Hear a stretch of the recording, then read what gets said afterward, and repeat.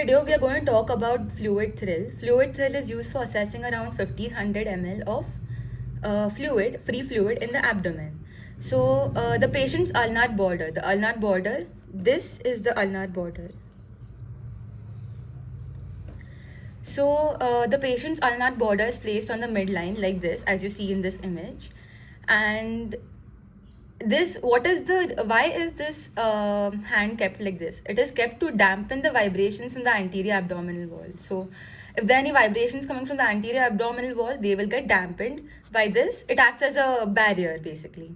So one side of the abdomen is tapped by the examiner. So suppose I'm tapping from this side, so I will flick this side, and one side of the abdomen is tapped by the examiner. The other hand of the examiner is placed on the opposite side.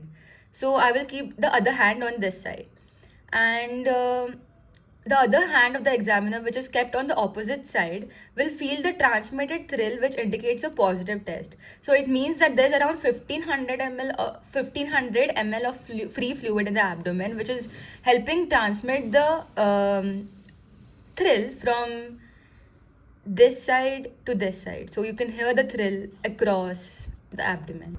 Now we are going to see how to look for free fluid in the abdomen. First, we are going to look for fluid thrill. The patient's ulnar border of hand is placed in the midline to dampen the vibrations from the anterior abdominal wall. One side of the abdomen is tapped by the examiner. The other hand of the examiner is placed on the opposite side. It feels for the transmitted thrill, which indicates a positive test. Take consent from the patient and ask the patient to flex her knees. Please flex your knees. Dono knees.